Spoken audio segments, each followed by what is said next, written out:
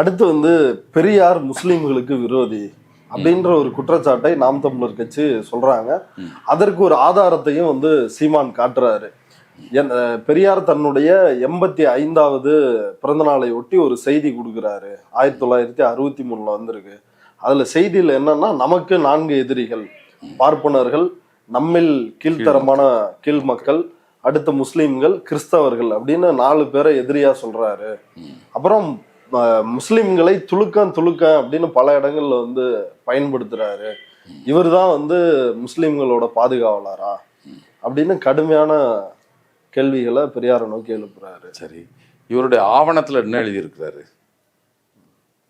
இஸ்லாமியர்களும் கிறிஸ்தவர்களும் மிகவும் கண்காணிக்கத்தக்க உள்ள தேச விரோதமா இருப்பாங்க, கண்காணிக்கத்தக்கவர்கள் அப்படின்னு இவங்க ஆவணத்தில் எழுதி வச்சிருக்காங்க. இவர் தான் பேசினாரு, இஸ்லாமியங்கிறது சாத்தானின் பிள்ளைகள்னு இவர் தான் பேசினார். 3 மாதத்துக்கு முந்தி பேசினார். 6 மாதத்துக்கு முந்தி பேசினவர் 60 வருடத்துக்கு முந்தி பெரிய எழுதின கேள்வி கேட்கறதுக்கு முந்தி இதற்கு அவர் விடை சொல்லட்டும். ஆண்டுக்கு முன்னால கிறிஸ்தவர்ல அப்போ நான் எழுதினேன், நான் வந்து தங்க ஊசி என்றாலும் கண்ணை குத்தி கொள்ள முடியாதுன்ட்டு ஒன்று எழுதினேன். அப்போ முதல்ல உன்னை கட்சி விட்டு நீக்கிடுவாங்க. ஏன் நீ கிறிஸ்தவ, நீ அது ஞாபகம் இல்லையா உனக்கு? எழுதுறேன் உன்னெல்லாம் கட்சி விட்டு உன்னை கண்காணி. அவர் கிறிஸ்தவர் தானா? கிறிஸ்தவர் தாங்க. சைமானா சீமானா? அதாவது சீமான் என்ற சொல்லை திரைத்துறையில் பயன்படுத்தினதான் பேராகிவிட்டது. சட்டபூர்வமா பின்னால்தான் பேர் மாத்திருக்காரு. இப்போ அண்மையில தான் மாத்திருக்காரு. சட்டபூர்வமா மாத்தினது அண்மையில தான் மாத்திருக்காரு. அண்மையிலாம் சில ஒரு 7-8 ஆண்டுகளுக்கு முன்னால. ஓகே. ஆனா என் கோயில் வந்து வீர காளியம்மன் எங்க குலதெய்வம் அப்படி இப்படின்னு வேற அது தெரியல. அப்போ வேற மாதிரி சொல்றாங்க. அதுதான் விசாரிச்சுக்கணும் என்னன்ட்டு. யார் அப்பா, நிறைய அப்பாவை சொல்ற, வேற ஒரு அப்பாவுக்கு இருந்ததுதான் தெரியல. நிறைய அவர் தான் அப்பாவோ தாத்தாவோ நிறைய பேரை சொல்றாரு. நான் எனக்கெல்லாம் ஒரே அப்பா தான். சரி, இப்ப அந்த விஷயத்துக்கு வருவோம். இஸ்லாமியர்கள் குறித்து பெரியார் பேசினா அதுல என்ன சொல்றாரு அவரு? இப்ப நம்ம ஆதரவு தராத அவங்கள மக்களாகத்தான் ஒதுக்கி வைக்கிறாரு. ஒண்ணு பார்ப்பான், அந்த கட்டுரை கடைசி வரைக்கும் படிச்சா தெரியும். அதுல சொல்லுவார், கீழே இவர்களில் 3 பேர் அவங்களுக்கு ஒன்றும் பிரச்சனை நல்ல நிலையில் இருக்கான். இந்த 2வது ஆளாக சொல்றாரு, நம்மில் கீழ்த்தர மக்கள்ன்றவங்க வந்து பார்ப்பனுக்கு அடிமையாக போய் அவனுக்கு ஏவல் செய்கிற சீமான்களை போல அப்படி ஆட்களை சொல்றாரு. இந்த இவங்க தான் நம்ம அந்த நம்மில் கீழானவர்கள்ன்றது பட்டியல் சமூகத்து மக்களை, கீழ்த்தர மக்கள், கீழானவர்னு சொல்ல, கீழ்த்தரமான மக்கள். அவன் கீழ்த்தரமான மக்கள்லாம் அவன் பட்டியல் இருந்தோம்னா கீழ்த்தரமான மக்கள்னு சொல்றாரா? கீழான மக்கள்லாம் அவன் சொல்ல பயன்படுது. கீழ்த்தர மக்கள் அவங்க வந்து தன்னுடைய நன்மைக்காக எதை வேணாலும் காட்டி கொடுக்குறவங்க நான் பார்ப்பனலாதான் இருப்பாங்க, விபீஷணர் இருப்பாங்க என்பதை போல சொல்லுச்சு. அவங்க மொழியில் இது சொல்ல விபீஷணர்லாம் காட்டி கொடுத்தாமல் இல்லைங்க, அந்த மாதிரி இருக்கணும் தான் சொல்கிறார் அவர். அந்த மக்களை பற்றி சொல்றாரு. இவங்க எதுக்கு அங்கே அதை பண்ணுறாங்கன்னா, அந்த கட்டுரையின் கீழ்ப்பகுதியில் இருக்கு. நீங்கள் கூட அந்த கட்டுரையை கொடுத்தீங்கன்னு நினைக்கிறேன்ல. இதில் யாரை பற்றி சொல்ல? பார்ப்பனர்களை பற்றி. அதாவது இந்த 63 எழுதுனதுன்னு நினைக்கிறேன். 62 வந்து ராஜாஜி தலைமையிலான ஒரு கூட்டணி, அதில் வந்து முஸ்லீம் லீக் போய் சேருது. அப்போதான் விமர்சனம் பண்ண ஆரம்பிக்கிறார். அதில் சொல்கிறாரு, புதிய பலம் என்னவென்றால் நம் நாட்டில் பார்ப்பனர்களை போலவே உள்ள மற்றும் சிறு சிறு வகுப்புகளான முஸ்லீம்களையும் கிறிஸ்தவர்களையும் தன்னோடு சேர்த்து கொண்டனர். ராஜாஜி சொல்கிறார், அவர் நம்மோட சேர்த்துக்கிட்டாரு. அதனால் நாம் இன்று பார்ப்பனர், நம்மில் கீழ்த்தர மக்கள், முஸ்லீம்கள், கிறிஸ்தவர்களாக இன்று நமக்கு சமுதாய எதிரிகளாக இந்த 4 கூட்டங்கள் இருக்கின்றன. இந்த 4வரும் ஏற்கனவே நம் சமுதாயத்தை பற்றி கவலை இல்லாத, நம் சமுதாயம் என்றது பார்ப்பனல்லாத சமுதாயம், கவலை இல்லாதவர்கள். மற்றும் இந்நான்கில் 3 தம் சமுதாயத்துறையில் நம்மை விட மேலான நிலையில் அரசியல், பொருளாதாரியல், கல்வியியல், பதவியியல், மதையியல் முதலியவற்றில் சராசரி தன்மைக்கு மிக மேலான நிலைமையில் இருப்பவர்கள், வாழ்பவர்கள் என்று சொல்லத்தக்கவர்கள் ஆவார். ஒரு கூட்டத்தினர் நம்முடைய இழிநிலை பற்றியும், ஏன் தங்களுடைய இழிநிலை பற்றியும் கூட கவலை இல்லாமல் சோறு, சீலை, காசு ஆகிய 3ஐயே வாழ்க்கை லட்சியமாக கொண்டவர்கள் ஆவார்கள். ஆதலால் ஒரு சிறு நலத்திற்கும் தங்களுடைய எதையும் தியாகம் பண்ணவும் துணிவு கொண்டவர்களாக இருக்கிறார்கள். ஆகையால் நமது லட்சியம் நிறைவேறுவதற்கு இவர்கள் இந்த 4 குழுவினர் பெரும் கேடர்களாக இருக்கும் நிலை நமக்கு ஏற்பட்டிருக்கிறதுனா, காமராஜர் இந்த முயற்சி செய்கிற போது எதிராக இருக்கும் யாருன்னா இவங்கெல்லாம். அப்போ வந்து முஸ்லீம் லீக்கு ராஜாஜியோட, அதாவது ராஜாஜின்னா திமுக எல்லாம் கூட்டணியில் இருக்காங்க. முஸ்லீம் லீக் அப்போ தான் காங்கிரஸ் கூட்டணியிலேருந்து அங்கே போகுது. திமுக கூட்டணி, அப்புறம் ராஜாஜி கூட்டணி தான். இப்போ யார் எழுதுனா ராஜாஜி தான். அந்த பொருளில் தான் அவர் எழுதுறாரு. கண்ணீர் துளிகள்லாம் விமர்சனம் வச்சம் பண்ணுவார். அதனால் வந்து என்ன சொல்கிறாருன்னா, இவங்க 4 பேரில் 3 பேர் விட்டுருங்க, அவனை தன்னிலும் நல்லா இருக்கான், பாப்பா நல்லா இருக்கான், இஸ்லாமிய நல்லா இருக்கான், கிறிஸ்தவம் நல்லா இருக்கான். ஆனால் இந்த நம்மில் கீழ்த்தர மக்கள் இருக்காங்க, நம்மள வந்து கலிசடைகள்லாம் இருக்குதுல்ல, அந்த கலிச்சடைகள் ஏன் அவங்க கூட போய் சேர்றான்னு தெரியல, ஆனால் போய் சேர்ந்துக்கிறான். அவனுக்கு அவன் அளவுக்கு நன்மை பெற்றால் போதும், நமக்கு காசு வந்துதா, நமக்கு சோறு தண்ணி கிடைச்சதா போதும் அப்படின்னு நினச்சி நம்ம இனத்தையே காட்டி கொடுக்குறோன்னா மாறிட்டானுங்கன்னு எழுதி அதற்காக எழுதப்பட்டது தான்.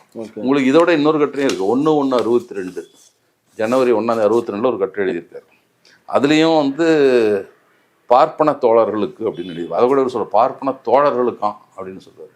இது தெரியாது, சத்தியமூர்த்தி தோழர் சத்தியமூர்த்திம்பார். அப்படிதான் எழுதியிருக்காரு பெரியார். தோழர்லாம் எல்லாத்தையும் எழுதிட்டு வருவார் அவர். ராஜாஜி எழுதுவார். ராஜாஜி தோழர், ராஜாஜி மாதிரி தியாகிய உலகத்தில் கிடையாது. தன் சமுதாயத்திற்காக நேர்மை உண்மை நியாயம் எல்லாத்தையும் தியாகம் பண்ண பெரிய தியாகி அவர் அப்படின்னு எழுதியிருப்பார் அவர் ராஜாஜியை பற்றி. ஆனால் தோழர் தான் எழுதுவார் அவர். அதில் வந்து அதில் என்ன எழுதியிருப்பாருன்னா பார்ப்பன தோழர்களுக்குன்னு அதை எடுத்து வச்சுட்டு ஒரு நாள் கதை விட்டுட்டு இருந்தார். தோழர்களுக்காம், அவர் தான் தோழர்களாம் அப்படின்னு அவர் சொல்லிட்டு இருந்தார் அவர். இப்போ இவர் ஏன் ஐயா ஆனார் தோழர் விட்டுட்டு? இவர் ஐயானா ஐயா மாறுனா எவ்வளோ பெருசு. ஐயா மாறுனா எல்லாம் கையை கட்டிட்டு நிற்கிறவங்க தான் ஐயா மாறு. இப்போ ஐயா ஆகணும் ஐயா ஆசை வந்துன்னா தோழர்கள் பிடிக்கல அவருக்கு போல் இருக்கு. எப்படியே இருக்கட்டும். அதில் என்ன எழுதுவார்னா பார்ப்பன தோழர்களுக்கு நீ வந்து காமராஜர் எவ்வளவு நாட்டுக்கு சார், நீ போய் அந்த இவங்க போய் சேர்ற கண்ணீர் துளி பசங்க அவங்களோட இருக்கிறாங்க. ஆனால் நான் ஒன்று சொல்லிக்குவேன், 1/1/62 தேர்தல் நடக்கல தோழர், அது 5ஆம் மாதம் நடக்குது சொல்கிறாரு. தேர்தலுக்கு பின்னால் கடைசி பத்தி கண்ணீர் துளிகள் ஆட்சிக்கு வந்தாலும் பார்ப்பனை எதிர்ப்பு என்ற கைத்தறியை ஊன்றாமல் அவர்களால் நடக்க முடியாது. தமிழ்நாட்டில் நடக்க முடியாது, ஆட்சி நடத்த முடியாது. அதற்கு என்னுடைய ஆதரவை கோரலாம், நானும் ஆதரவு அளிக்கலாம். எனக்கு பொதுத்துறையில் பார்ப்பனை தவிர எதிரிகள் யாரும் இல்லை. திமுக கடுமையாக எதிர்க்கிறாரு. 62 5 பேர் இருந்த தேர்தல், முதல் தேர்தலில் 15 பேர் தான் ஜெயிச்சாங்க. அந்த 62 தான் 50 பேர் ஆச்சு. 50 பேர் கூட ஆகாத்துக்கு முந்தி இவர் எழுதுறாரு. நாளைக்கு இவங்களே ஆட்சிக்கு வந்துட்டா கூட பார்ப்பன எதிர்ப்புன்ற கைத்தறி இல்லாமல் இவங்களால் தமிழ்நாட்டில் உலாவ முடியாது. அதுக்கு என்னுடைய ஆதரவை கோரலாம், நானும் ஆதரவு அளிக்கலாம். எனக்கு பொதுத்துறையில் பார்ப்பனை தவிர எதிரிகள் யாரும் இல்லை. அப்போ திமுகவை இவ்வளோ திட்டுறேன், அவங்க ஆட்சிக்கு வந்து கேட்டால் நான் ஆதரவு கொடுப்பேன். ஐயா எனக்கு பாப்பாக இருக்கக்கூடாது, அவ்வளோதான். எப்போ எழுதினாருன்னா இவங்க 15 பேர் உறுப்பினர் இருந்தப்போ எழுதுனது. நான் திமுக ஆதரவு கொடுப்பேன். 67 ஆதரிச்சது புதுசு இல்லை, 62 தேர்தலுக்கு முன்னாலே எழுதிடுறாரு. நான் திமுக கேட்டால் ஆதரவு கொடுப்பேன்யா அப்படின்னு சொல்றாரு. இப்போ இந்த 63ல் அவர் குறிப்பிடுறப்ப காமராஜர் ஆட்சி தமிழர்களுக்காக சிறப்பா நடக்குது ஆமா அப்படின்னு சொல்றாரு. அதை தடுக்கிறதுக்காக தான் வந்து ராஜாஜி கண்ணீர் துளிகள், ஆமா முஸ்லீம்கள் கிறிஸ்தவர்கள் இவங்க எல்லாம் ஒன்னா சேர்ந்துட்டாங்க அப்படின்ற ஒரு குற்றச்சாட்டை வைக்கிறாரு. அவ்வளவு சிறப்பா இருந்துச்சா காமராஜர் ஆட்சி? இல்லை, அது எதிர்பார்த்ததை விட தான். அதாவது அவன் நிச்சயமா இருக்கணும். என்னங்க, காமராஜரை பொறுத்த வரைக்கும் பல சிறப்புகள் அவருக்கு உண்டு. ஒன்று வந்துங்க, அவர் வந்த பின்னால் தான் இந்த குலக்கல்வி திட்டத்தை நீக்கிறாருன்றது முக்கியமான ஒன்று. பள்ளிகளை திறக்கிறார்கள். ஏராளம் பள்ளிக்கூடம் வந்தப்போ அப்போ இதில் ஆனந்த விடனில் ஒரு எழுதுறான். அவன் நம்ம பிடிக்காதுல நம்ம ஆளுங்கள. அப்போ எழுதுறான், இதில் வந்து காமராஜர் நிறைய பள்ளி திறந்தார். அது எழுதிட்டு எழுதுறான், காரியம் காமராஜர், காரணம் பெரியார்னு எழுதுறான். இப்போ பெரியார் சொல்லித்தாண்டா அதெல்லாம் பண்ணிருக்காரு அவர் காமராஜர் அப்படின்றது. அதை வந்து பாராட்டுறப்பையும் வச்சுக்க, பெரியாரால் அந்த ஆள் ஞாபகம் வச்சுக்கணும்னு சொல்கிறது இருக்கலாம். உண்மையை தாங்க முடியாமல் சொல்லித்தான் சொல்லலாம். அந்த அளவுக்கு இவருடைய வேலைகள்லாம் செஞ்சுட்டு தான் இருந்தார். ஆனால் இவர் அடிக்கடி போய் சந்திக்கிறது இல்லை அவரை. இருந்தாலும் அதை வந்து பண்ணிட்டு இருந்தார். ஒன்று. இன்னொன்று, அகில இந்திய அளவில் இந்திய காங்கிரஸ் தலைவர் ஆனார்ல, அப்போ போக வேண்டான்னார். நீ அகில இந்திய அரசியலுக்கு போதே தமிழ்நாட்டை பாரு அப்படின்னு சொல்கிறாரு. இன்னும் அவர் போனார். அங்கே முதல் தன்னுடைய மாநாடு தலைவராகிறார், காங்கிரஸ் தலைவரானார். அகில இந்திய காங்கிரஸ் தலைமை உரையை தமிழில் பேசினவர் அவர். ஒன்று. ரெண்டாவது, இளைஞர்களுக்குள்ளேயே மொழி உணர்வு அப்போ இருந்தது.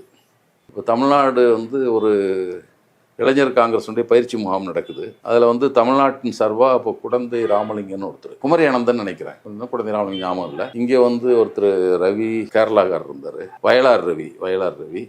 இங்கே வந்து இவர் முதலமைச்சர் இருந்தார் ராஜசேகர் ரெட்டி, அங்கே குண்டுராவ். இவங்கெல்லாம் இளைஞரணி தலைவர்கள் காங்கிரஸில். என்ன பண்ணுறாங்க, வந்த உடனே அவங்க தொடங்கி வச்சு இந்திரா காந்தி பேசுகிறாங்க, ஆங்கிலத்தில் பேசுகிறாங்க, சத்தம் போடுறாங்க. காங்கிரஸ் எல்லாம் ஹிந்தியில் பேசு அப்படிங்கிறான். அவங்க சொல்கிறாங்க, ஏமா எல்லாத்துக்கும் தெரியாது, உங்களுக்கு தெரியும் எல்லாத்துக்கும் இங்கிலீஷுங்கிறாங்க. இல்லை ஹிந்தியில் தானே பேசணும். ஹிந்தியில் பேசி தமிழில் திருப்பி அதை வந்து இங்கிலீஷில் சொல்கிறாங்க. அவங்க ஹிந்தியில் பேசிட்டு இங்கிலீஷில் சொல்கிறதே திருப்பியும் தகராறு பண்ணுறாங்க. இவங்கெல்லாம் உட்காந்து என்ன செய்யலாம் இப்படி பண்ணுறானுங்களே அப்படின்னு சொல்லி பேசுகிறாங்க. சரின்ட்டு முதல்ல வயலார் ரவி இல்லை இவர் குண்டுராவ், அவர் வந்து இந்த லாரி புரோக்கராக இருந்தவர். லாரி புரோக்கராக வச்சுருந்தவர். அதனால் எல்லா மொழியும் அவருக்கு தெரியும், எல்லா அதிகாரமும் நல்லா ஹிந்தி தெரியும். எடுத்த உடனே நான் கர்நாடகாவில் வந்திருக்கிற அந்த கர்நாடக மாநில காங்கிரஸ் இளைஞரணி தலைவர், எனக்கு ஆங்கிலம் ஹிந்தி நன்றாக தெரியும், இதெல்லாம் இந்தியில் சொல்கிறார். ஆனால் என் தாய்மொழியான கன்னடத்தில் பேச விரும்புகிறேன்னு கன்னடத்தில் பேசுகிறார். அடுத்து வயலார் ரவி போகிறார், அவர் மலையாளத்தில் பேசுகிறார். நம்ம ஆள் குமரி ஆனந்தன் போய் தமிழில் பேசுகிறார். ராஜசேகர் ரெட்டி தெலுங்கில் பேசுகிறார். உடனே இந்திரா காந்தி சொல்கிறாங்க, உங்கள் உணர்வுகளை நான் புரிந்து கொண்டேன், வட இந்திய தோழர்களும் புரிந்து கொண்டிருப்பாலும் நம்புகிறேன் அப்படின்னு சொல்லிட்டு நிறைவு பண்ணிட்டு அவங்க போயிடுறாங்க அவங்க. ஆனால் அங்கே பண்ணிட்டாங்க தவிர இங்கே வர பயந்துக்கிட்டே வந்தோம். இங்கே காமராஜர் என்ன சொல்லுவாருன்னு தெரியலையே, நாம் பண்ணிவிட்டோமே, அங்கே ஒரு உற்சாகத்தில் பண்ணிட்டோம் அப்படின்னோடனே பயந்து நாங்கள் 3 பேரும் போனோம். குடந்தை ராமலிங்கம், இவர் எழுதியிருக்கார், அவருடைய இவர் நெடுமாறையா எழுதியிருக்கார், நான், குமரி அனந்தன், குடந்தை ராமலிங்கம்லாம் போனோடனே அவர் பயந்துக்கிட்டே போனோம். எடுத்தோடனே அவர் எப்பவுமே கடுமையானது பேசுவார் அப்படின்னு நினச்சிட்டு போனோம். ஏப்பா நல்ல காரியம் பண்ணிட்டு வந்துடுறீங்கப்பா, அவனுக்கு இப்போ உரைச்சி தான் நம்ம தெரியலன்னு எங்களை வரவேற்றார் எங்களை அப்படின்னு அவர் சொல்கிறார். அப்போ நீ பண்ணதான்டா கரெக்டு, ஹிந்தி அவன் அவ்வளோ ஆட்டம் போடுறானுங்க, ஏன் பேசக்கூடாது? இவர் தமிழில் பேசுகிறார். தமிழ் பேசினா இதெல்லாம் சொல்கிறானுங்க, என்ன ஹிந்தியில் மொழிபெயர்த்தார சொல்லிட்டோம், எந்த மொழியில் தான் பேசுவோன்னு ஹிந்தியில் சொல்கிறார். அது காமராஜர் அந்த முதல் மாநாட்டில் அவர் தலைவரான உடனே பேசின மாநாட்டிலே தமிழ் அந்த மாதிரியான உணர்வுலாம் அதெல்லாம் பெரியார் மகிழ்ச்சி அடைகிறார். அதெல்லாம் இப்படிலாம் காமராஜர் இருக்கார், பரவாயில்ல, நம்மளால் அங்கே போய் அப்படி தான் பண்ணிகிட்ருக்கான், இந்த மாதிரி அவருக்கு அவர் மேலே இருந்தது. இன்னும் ஹிந்தி அதுக்கெல்லாம் எதிர்த்தாருங்க. ஹிந்தி திணிப்பை கூட எதிர்த்தவர் தான் காமராஜர். ஹிந்தி பண்ணக்கூடாது, இது ஆட்சி இங்கே தமிழ்நாட்டில் நுழைக்கக்கூடாதுன்னு சொன்னவரும் காமராஜராக இருந்தார். அவர் தான் முதல்ல அவங்களுக்கு மக்களுக்கு நீங்கள் உறுதிமொழி கொடுத்துருக்கீங்க, இது மீண்டும் அதை எழுத்து வடிவில் கொடுத்தாக வேண்டும்னு சொல்கிறாரு. ஈவேகே சம்பத் நாடாளுமன்றத்தில் பேசுகிறாரு. நேரு ஒரு கடிதம் எழுதுகிறார், எழுதி சம்பத்துக்கு அட்ரஸ் பண்ணுறாரு, நீங்கள் ஹிந்தி பேசாத மக்கள் விரும்பும் வரை உங்கள் நாட்டுக்கு அப்படின்ட்டு. அப்போ அவர் காங்கிரஸில் இருக்கார் சம்பத் திமுக எம்பி, திமுகவில் இருக்கிறப்ப திமுக எம்பி. அப்போ பெரியார் சொல்கிறாரு, அது என்னடா நீ விருப்பம் வரைக்கும் ஒன்று கொல்ல மாட்டேன்னு சொல்கிறது, அதனுடைய ஒரு விமர்சனம் பண்ணுறாரு. அது சொன்னால் போதுமா அப்படின்ட்டு, இன்னொன்று கொல்ல தான் போகிறேன், ஆனால் நீ எப்போ கொல்லுன்னு சொல்கிறேன் அது வரைக்கும் நான் உன்னை கொல்ல மாட்டேன்னு சொல்கிற மாதிரி தானே, நீ விரும்பும் வரை திணிக்க மாட்டேங்கிறது, நம்ம ஹிந்தி கூடாது என்று பேச வேண்டாம் அப்படின்னா விமர்சனம் பண்ணால் கூட அதை பாராட்டுறாரு. அது சரி, ஏன் 65 இந்திய எதிர்ப்பு போராட்டத்தை பெரியார் எதிர்க்கிறாரு? அதாங்க, அது சரியாக எங்கிட்ட இருக்க அந்த ஆவணங்கள்லாம் படித்தாதான் தெரியும். எப்போவுமே வன்முறைக்கு எதிரானவர் பெரியார், வன்முறை கூடாதுன்னு நினைக்கிறவர். வன்முறை நடக்குது, அது 2 போலீஸ்கார இன்ஸ்பெக்டர், அது இறந்து போனது என்ன பியூட்டின்னா, செத்து போன 2 இன்ஸ்பெக்டர் திராவிட கழகத்துக்காரரு. சேலத்தில் ஒருத்தர், திருப்பூரில் ராமசாமி ஒருத்தர், 2 பேர் சாகுறாங்க. சப் இன்ஸ்பெக்டர் குமாரபாளையத்தில் ஒருத்தர் எரிக்கப்படுறாரு, திருப்பூரில் ஒருத்தர் எரிக்கப்படுறாரு.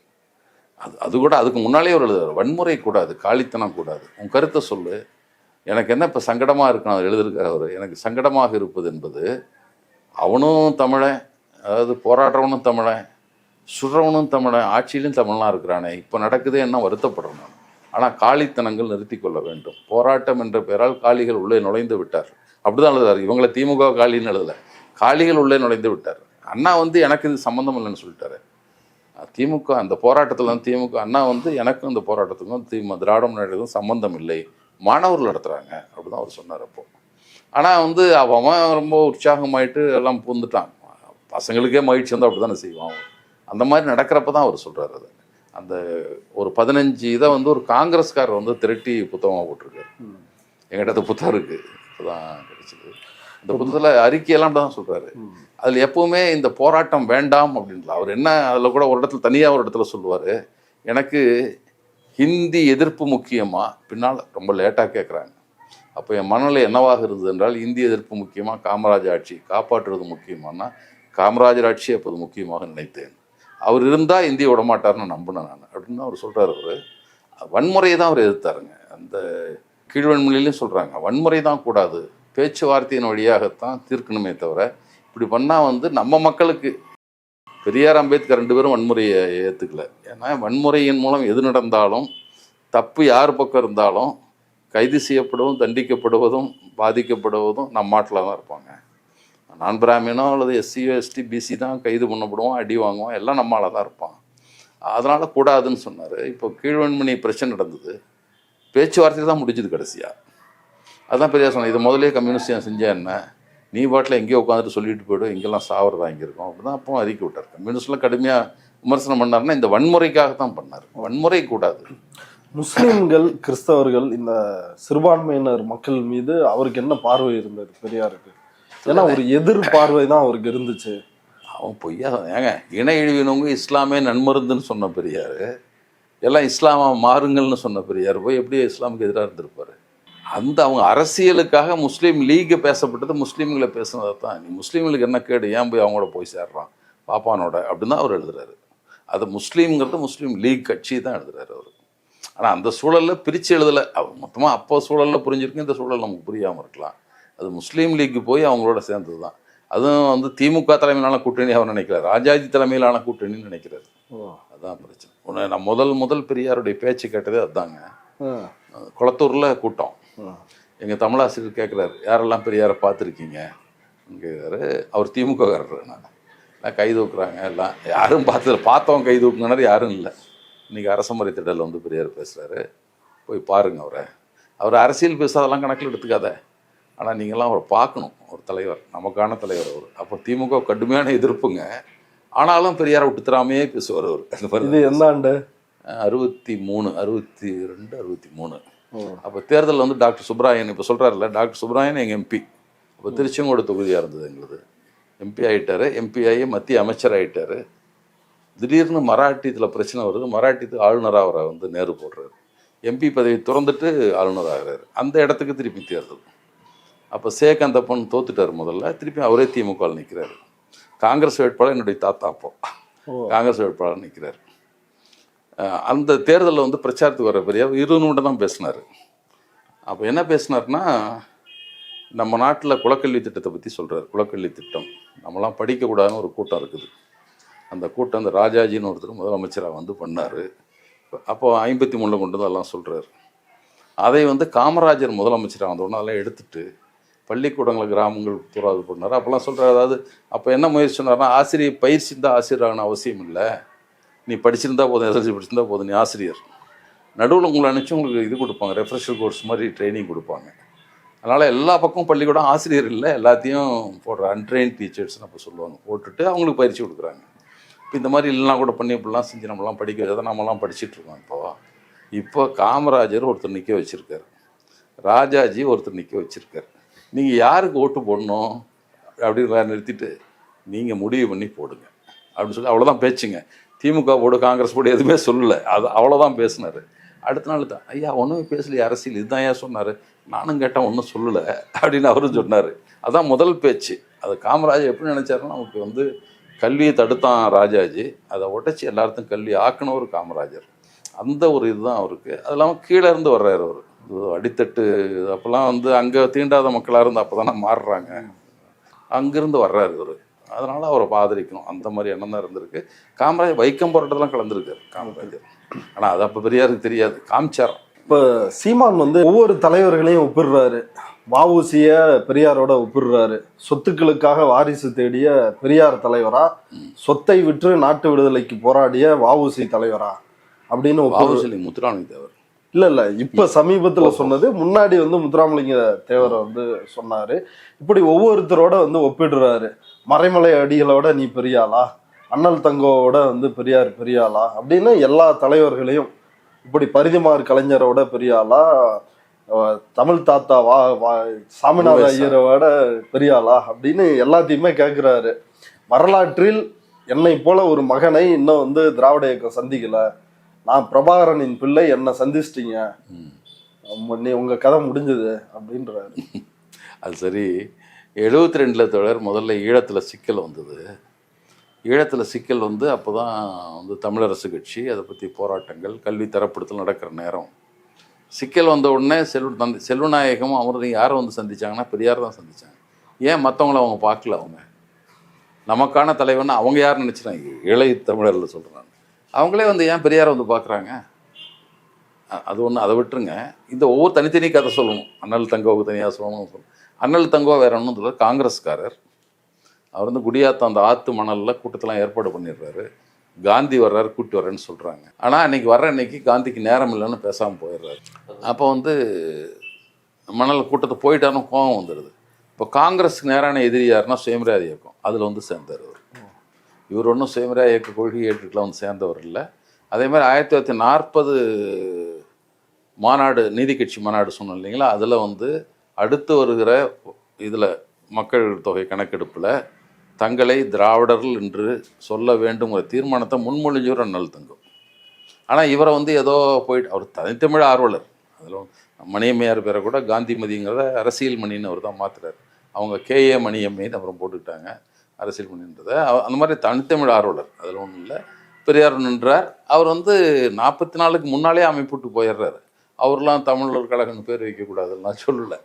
அதாவது தொடர் திராவிடர் கழகம்ன்ற பெயர் மாற்றத்துக்கு 26/11/1943 சேலத்தில் வந்து நிர்வாகக்குழு கூட்டம் நடத்துது. அவங்க தலைமை குழு கூட்டம், சேலவை செயற்குழு கூட்டம். அதில் முடிவு பண்ணுறாங்க, அடுத்து வருகிற ஜனவரியில் நடக்க இருக்கிற சேலம் மாநாட்டில் அப்படிதான் தீர்மானம் இருக்குது. அதில் வந்து தென்னிந்திய நல உரிமை சங்கம் என்பதை தென்னிந்திய திராவிடர் கழகம் என்றும் சவுத் இண்டியன் திராவிடியன் அசோசியேஷன் என்றும் பெயர் மாற்றுவதுன்னு ஒரு தீர்மானத்தை நிறைவேற்றுறாங்க. அதாவது நவம்பர் 26 முடிவு பண்ணிட்டாங்க. 43ஆம் ஆண்டு அவங்களுடைய நீதி கட்சியினுடைய தலைமை குழு முடிவு பண்ணி தீர்மானம் நிறைவேற்றியாச்சு. அடுத்த மாநாட்டில் பண்ண போகிறாங்க. இவங்க காலையில் பேர் வச்சார் தமிழர் கழகம்னு, சாயந்தரமாக பேர் வந்து இதே ஒரு பித்தலாட்டமான ஒரு உரையாடல். அது தொடர்ந்து இன்னைக்கு வரைக்கும் பேசியாக தான் இருக்காங்க. ஏன்னா அவன் 8 மாதத்துக்கு முந்தைய அவங்க கட்சியினுடைய தலைமை, அதுக்கு முந்தைய நிறைய இடத்துல நடந்ததுங்கிறதுலாம் ரெண்டாவது. கட்சியினுடைய அதிகாரப்பூர்வமான செயற்குழு முடிவு பண்ணிடுச்சு பேரை மாட்டலான்ட்டு. அப்புறம் எப்படி அவன் காலையில் தமிழர் கழகம்னு பேர், சாயந்தரம்? அது இன்னொரு வேடிக்கை என்னென்னா, மாநாடு 3 மணிக்கு தான் தொடங்குது. காலையில் ஒரு தீர்மானம் போட்டிருக்க முடியாது. அன்னைக்கு நடந்த மாநாடு 3 மணிக்கு தான் ஆரம்பிக்குது. ஏன்னா ஊர்வலமாக ஒப்பிடுறாங்களா, வஉசியோட ஒப்பிடுறாங்களா? வஉசி காலகட்டமும் பெரியார் காலகட்டம் வெவ்வேறு காலகட்டம் இல்லை. அவர்லாம் எப்போ போராட்டம், பெரியார் வந்து அரசியலுக்கு வர்றது 19 தான் அரசியலுக்கு வர்றாரு. 1906-8 போராட்டம், தூத்துக்குடியில் அப்போ வந்து போராட்டம் நடக்குது. அவர் கைதாகிறாரு. அவர் வந்து பேசுகிறார். அவர் நான் வந்து அப்புறம் திருப்பி காங்கிரஸ் வந்து இருக்கார் அவர். அப்போ காங்கிரஸ் காலம் வந்து திலகர் காலம் போய் காந்தி காலம் வந்துடுது. இவர் சிறையிலேருந்து வெளியே வரப்போ காந்தி தலைமை வந்துடுது. மிதவாதிகள் வந்துடுறாங்க, தீவிரவாதிகள் போய் மிதவாதிகள் வந்துடுறாங்க. இவர் தீவிரவாத குழு, இவர் அடிவாத போராட்டம் இந்த மாதிரி ஆள். இவர் அது வந்த பின்னால் அப்போ வந்து காங்கிரஸில் இருக்கார். சும்மா பேருக்கு அப்படி இருந்துகிட்ருக்கார். பெரியார் வந்து காங்கிரஸை விட்டு வெளியேறிய போது அவரை தொடர்ந்து நானும் வெளியேறி விட்டேன்னு எழுதுறாரு. அப்போ ஏன் பெரியாரை தொடர்ந்து அதுக்கு முந்தைய ஏன் அந்த கட்சியில் இருந்தார்? பெரியார் வந்த மட்டும் ஏன் வெளியே வந்தார்? இருக்கிற கட்சிகளும் சுயமர இயக்கம் நல்ல இயக்கம் என்பதால் அதற்கு ஆதரவாக நான் இப்போது இருக்கிறேன் அப்படின்னு அவர் எழுதுறாரு. அவர் எதுக்கு அப்புறம் எழுதுறாரு அவர்? அப்போ அதாவது அவர் வந்து கட்சியில் விருப்பம் இல்லாமல் காந்தி தலைமையின் கீழ் இருந்தார் என்றாலும் கூட பெரியார் வெளியேறிய போது வெளியேறுவதற்கு என்ன காரணம்? அப்போ 2 பேருக்கும் ஒரு நல்ல உரையாடலும் இதுவும் தொடர்பு வந்திருக்கு. பெரியார் வந்து அரசியலுக்கு வந்து காலதாமதமாக இருந்தாலும் அந்த சுதேசி கப்பல் நிறுவனத்துக்கு வந்து என் குடும்பத்தின் சார்பாக 5000, என் வழியில் திரட்டிய 20,000, இஸ்லாமியர் வழியாக திரட்டிய 10,000, 35,000 அதில் நான் நிதி செலுத்தினேன்னு பெரியார் எழுதியிருக்காரு. அதில் அவங்களும் அந்த கணக்குலையும் வருது, பெரியார் பேரோட வருது. அப்போ தொடர்பு, அப்போ இருந்து தொடர்பு 2 பேருக்கு தான் இருக்குது. பெரியார் அதில் வந்து அவரை பாராட்டி அந்த 28 சொன்னோம் இல்லைங்களா, அந்த கோவில்பட்டியில் நடந்த மாநாடு 27 நடக்கிற 18வது திராவிடர் கழக மாநாட்டில் அப்போ வந்து இவர் தலைவர் அவர் பேசுகிறப்போ வந்து இவர் தலைவர் பெரியார்னு அவர் பேசுகிறார். அவர் சொல்கிறது என்ன இதாக இருக்குது நீங்கள் சொல்கிறது, நீங்களெல்லாம் பெரிய போராட்டினது போது நான் சின்ன பையனாக சுற்றிட்டு தெரிஞ்சேன், பொறுப்பு இல்லாமல் சுற்றி கொண்டு தெரிந்தவன், நீங்கள் என்ன சொல்கிறது எனக்கு கூச்சமாக இருக்குது எனக்கு நீங்கள் சொல்கிறதுன்னு ஒரு பெரியார் பேசுகிறாரு. இடைமறித்து எந்திரிச்சு அவர் சொல்கிறாரு, இல்லை நீங்கள் தான் தலைவர் அப்படின்னு அவர் சொல்கிறாரு. அப்படி ஒரு பதிவு. இன்னொன்று வந்து படத்தை திறந்து வச்சு விழுந்து கும்பிட்டாருன்னு ஒரு செய்தி இருக்குது இல்லைங்களா, அந்த செய்தி இருக்குது. அவரும் எழுதியிருக்காரு, இது மற்ற ஏடுகள்லேயும் அந்த செய்தி வருது. அப்போ வந்து கும்பிட்டார் அதெல்லாம் இல்லை, அவரை வந்து ஒரு மதிப்புமிக்க தலைவராக பெரியார் இருக்கிறதுனால பெரியாரையும் மதிப்புமிக்க அவர் கருதினார். இதில் வந்து அவங்க துறை வேறு, அரசியல் துறை வேறு, சமூகத்துறை வேறு, 2 பேரும் இணைக்க வேண்டாம். ஆனால் பெரியாருக்கு முன்னாலேயே பல உயர்ந்த சீர்திருத்த கருத்துக்களை வச்சிருந்தவர் அவர். 1912 சிறையில் இருந்தபோதே மெய்யறம்னு ஒரு புத்தகம் எழுதுறாரு. அதில் என்னென்ன தலைப்புன்னா, எடுத்துக்காட்டு வச்சுங்களேன், உயிர் துணை ஆழுதல், அதாவது வாழ்க்கை துணையாளர்களுக்கு உயிர் துணை ஆழுதல்னு அவர் வைக்கிறார். அதில் யாருன்னா திருமணங்களை பற்றிலாம் சொல்கிறார். திருமணம் எப்படி இருக்குன்னா, அறிவில் சிறந்தவர் ஆளுக குடும்பம், ஆண் தலைவர் பெண் தலைமை எல்லாம் கிடையாது. யார் அறிவிச்சோ அவங்க தான் குடும்ப தலைவராக இருக்கணும். கணவனை இழந்தார் மணப்பது புண்ணியம், நீ மறுமணம் செஞ்சுக்கோ, இதெல்லாம் வந்து அப்போ எழுதுறாரு. இவங்களை பற்றி, துறவை பற்றி எழுதுறாரு. தான் குடும்பத்தை காப்பாற்ற வந்தவன் போய் ஊரை காப்பாற்ற போகிறானான்னு எழுதுறாரு. தம் கிடை காக்க அழியார் அழித்தல் அழியார்ன்றது காப்பது சொல்கிறார். அழியார் உலகை அழிவரோ அப்படின்னு ஒரு பாட்டு. இவெல்லாம் இவெல்லாம் சும்மா இவன் வந்து ஜோதிடத்தை பற்றி எழுதுறாரு. ஜோதிடம் பொய், துறவுங்கிறது பொய், இதெல்லாமே வந்து அவர் எழுதியிருக்காரு 1912. பெரியார்லாம் 25 சுயமரியாதை இயக்கம். அவ்வளோ அந்த அளவில் முற்போக்கு சிந்தனை உள்ள ஒரு சைவர். ஏன்னா இவரை சைவ மாநாட்டுக்கு உள்ள விட மாட்டேங்கிறாங்க. இவர் சைவர், உள்ள விட மாட்டேங்கிறாங்க இவரை.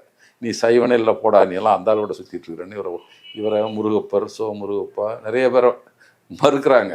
சைவ மாநாட்டு கூட போக முடியாமல் அந்த மாதிரி தான் இருந்திருக்காரு. ஒரு முற்போக்கு சிந்தனையாளர், பெரிய தியாகின்னு நமக்கு ஒன்றும் கருத்து வேறுபாடு இல்லை. ஓகே தோழர், இவ்வளவு நேரம் நம்முடைய பார்வையாளர்களுக்காக இதுல இன்னும் நிறைய செய்தி இருக்குது, ஆனாலும் வந்து நேரம் கருதி ஒரு விரிவான ஒரு நேர்காணலை நம்முடைய சேனலுக்காக கொடுத்ததுக்கு மிக்க நன்றி தோழர். நன்றி தோழர், சொல்றதுக்கு வாய்ப்பு கொடுத்ததுக்கு.